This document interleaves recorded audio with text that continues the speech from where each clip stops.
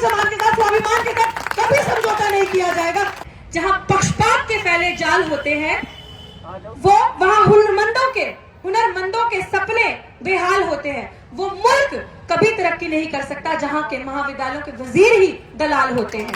इस प्रोटेस्ट ने सर ये दिखा दिया कि समाज एक है, लीडर्स एक नहीं है। हमारे लीडर्स को एक होना पड़ेगा अगर हमारे लिए कुछ करना है, वरना 2024 में मानिए आपके लिए कुछ नहीं बचेगा। जय भीम, जय भारत, जय संविधान। मैं ज्यादा वक्त नहीं लूंगी क्योंकि हमारे बीच में जो सांसद साहब मनोज झा जी आए हैं, वो सर सांसद तो आप हैं राज्यसभा के, लेकिन सबसे पहले आप हमारे लिए एक वो ईमानदार प्रोफेसर हैं जिन्होंने वो मिसाल कायम करी जो जब सड़कों पे थे, जब ऐसे टीचर थे तब भी आवाज उठाते थे, तब भी दलित, आदिवासी, वंचितों की, पिछड़ों की वो साथ लेके चलते थे, उनकी आवाज उठाते थे। जब आप संसद में पहुंचे तो आप अपना कर्तव्य नहीं भूले। सर बहुत बहुत शुक्रिया, सड़क से हमारी लड़ाई संसद तक लेके जाने के लिए बहुत बहुत शुक्रिया, जोरदार तालियां। मैं अपनी बात से पहले ये कहूंगी कि बड़ी खूबसूरत पंक्तियां हैं। जहां पक्षपात के फैले जाल होते हैं वहां हुनरमंदों के सपने बेहाल होते हैं। वो मुल्क कभी तरक्की नहीं कर सकता जहां के महाविद्यालयों के वजीर ही दलाल होते हैं। यहाँ के वजीर जो है ये दलाल हैं, इसीलिए आज पढ़ा लिखा टैलेंट जो है सर सड़कों पे है। सर ज्यादा कुछ नहीं कहेंगे, आज 111 दिन हो गए सड़क पे मुझे। सर कोई आता है कहता है ये इतिहास में पहली बार देखा गया कि एक दलित महिला ने 111 दिन तक ये लड़ाई लड़ी है। सर हमारे हौसले आज भी, हमारे जो फेट है वो हमारे हौसले अनडिफीटेड है, फेट अनवेवरिंग है और 1 इंच भी हम पीछे नहीं हटेंगे। सर ये कारवां यहाँ से आगे ही बढ़ेगा, ये पीछे नहीं हटेगा। सर ये टाइटल आप पढ़िए, नौकरी नहीं न्याय चाहिए। ये नौकरी नहीं न्याय चाहिए। डॉक्टर रितु की अगर व्यक्तिगत लड़ाई होती और नौकरी की बात होती, जो दलाल, जब ये धरना 28 अगस्त 2023 को लगा था तो उसके बाद बहुत सारे दलालों ने लंबी लंबी लाइन लगा दी कि आओ हम आपको नौकरी देते हैं, चुप हो जाओ। क्या फायदा ऐसे समाज के लिए लड़ने का जो कभी आपका साथ नहीं देता, जो नहीं देगा, लोग निकल के नहीं आएंगे, चुप हो जाओ। जिस कॉलेज में कहो उस कॉलेज में नौकरी देंगे, लेकिन वो समझ नहीं पाए। मुझे भूख है अगर 3 रोटी की तो मैं 2 से गुजारा करूंगी, 1 से गुजारा करूंगी।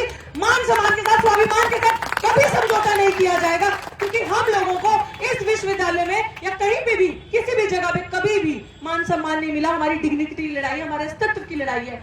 आज हम लोग यहाँ इसलिए नहीं खड़े, ये युवा पीढ़ी सब कुछ दांव पे लगा के, सब हम जातिवादियों के अखाड़े में बैठे हैं। बहुत कम ऐसे लोग आपको मिलेंगे जो प्रगतिशील, प्रोग्रेसिव विचारधारा के होते हैं, जो आपकी बात आगे तक रखते हैं, संसद तक रखते हैं। सर मैं आपको बता दूं, तकरीबन मोटा अगर नंबर देखें तो 1000 से ऊपर की संख्या है जिन लोगों को डिस्प्लेस कर दिया गया है। सर दिल्ली विश्वविद्यालय में जिन लोगों ने अपने 10-10 साल, 15-15, 23-23 साल दिए, कल मेरी किसी प्रोफेसर से बात हो रही थी, सर वो रो रहे थे कि उनका पूरा परिवार, माँ बाप भी, उसके बाद बीवी, बच्चे, 3-3 बच्चे सिर्फ उनकी सैलरी पे पलते थे। सर आज उनको डिस्प्लेस कर दिया गया कॉलेज के अंदर 23 साल पढ़ाने के बाद। उनकी आंखों में वो आंसू थे, वो दर्द थे, वो महसूस होता है सर मुझे, वो चाहे किसी भी जाति से हो। सर डिस्प्लेसमेंट ये क्यों हो रहा है? क्योंकि इस इंस्टीट्यूशन में अब क्या हो रहा है सर, लास्ट दिसंबर में, इसी महीने भर्तियां शुरू हुई थी। हमारे जो प्रोफेसर जिनके अंदर मेरिट है, जिनके अंदर दिमाग है, जिस तरीके के प्रोफेसर जो आपको आउट ऑफ द बॉक्स सोचना सिखाते हो, जो आपको सही और गलत में फर्क बताते हो, जो आपको अंबेडकर की विचारधारा पर चलना सिखाते हो, उनको चुन चुन के निकाला गया।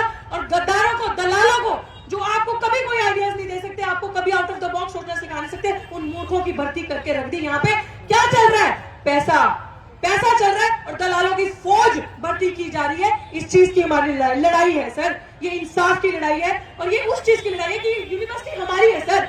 इस यूनिवर्सिटी में हमने इतने साल दिए, हम यहाँ से पढ़े, हम यहाँ का प्रोडक्ट है, तो पहला फर्ज किसका बनता है? हमारा बनता है ना सर, यहाँ पे पढ़ाने का।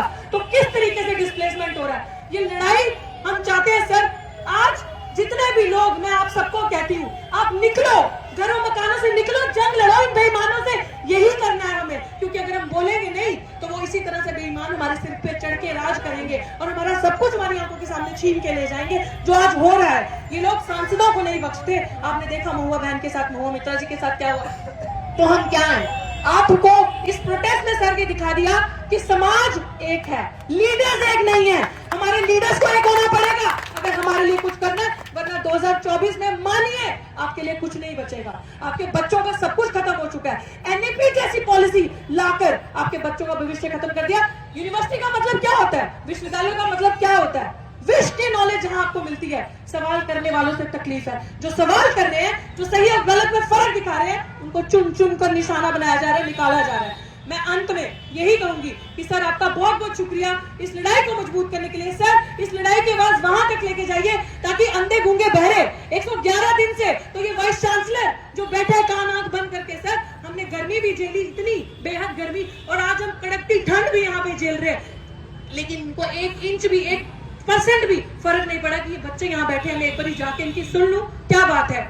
सर सिर्फ ये आवाज आप पहुंचाइए कि डिस्प्लेसमेंट तो हो रहा है 100%। ये देखिए सर, ये क्रिमिनल ऐसी महिलाओं के लिए सर 33% बिल आरक्षण पास होता है ऐसी महिलाओं के लिए। और वो महिला, हमारे सांसद साहब ने शायद सवाल उठाया था कि मेंस्ट्रुअल लीव पे कुछ कहेंगे, और वो महिला, शर्म आती है ऐसी महिला को महिला कहने पे ही। I strongly condemn her statement. Madam Smriti Irani, आपके पास तो सब कुछ है, आप तो खाती पीती हैं, रिष्ट पुष्ट खानदान से लगती हैं, आप उनके लिए सोचिए जिनको आप कहती है मेंस्ट्रुअल लीव उनके लिए नहीं है, ये कोई हैंडीकैप नहीं है। आपको शर्म आनी चाहिए कि स्टेटमेंट देते समय वो लोगों के लिए कितनी जरूरी ये चीज होगी जिनके घर पे खाना नहीं है, जो कुपोषण का शिकार है महिलाएं, जिनके शरीर में हड्डियां खुरती हैं, उनके बारे में सोचिए। बट ये सरकार महिला विरोधी है, ये सरकार युवा विरोधी है, ये विश्व गुरु बनाने की बात नहीं करते, ये मूर्खों की जमात पैदा करके रख देंगे अगर आप नहीं बोलोगे साथियों। और मैं चाहती हूँ कि मैं इस आंदोलन पे, इस जमीन पे ऐसे नहीं बैठी, मैं तब बैठी क्योंकि मेरा समाज ही मुझसे सवाल कर रहा था, अरे क्या लड़ाई है, पक्का गलती इस लड़की की भी होगी।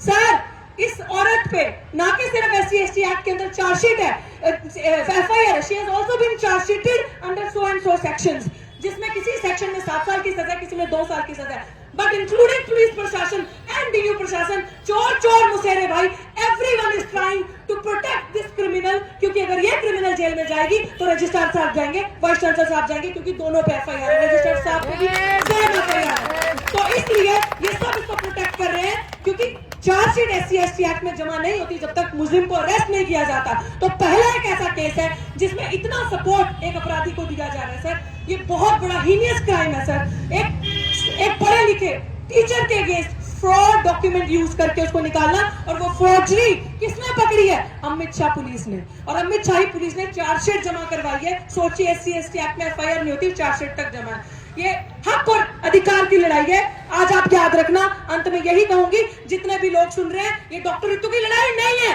डॉक्टर रितु का व्यक्तिगत स्वार्थ नहीं है, डॉक्टर रितु अपने लिए नहीं लड़ रही, डॉक्टर रितु यहाँ से तब हिलेगी, कहा था आपको पहले दिन सिर पे कफन बांध के आए, पीछे का रास्ता नहीं देखा, और मौत से हम नहीं डरते। हम लोग बाबा साहेब अम्बेडकर को मानने वाले, भगत सिंह को मानने वाले, पेरियार, फूले शाह को मानने वाले, हमने पीछे का रास्ता नहीं देखा।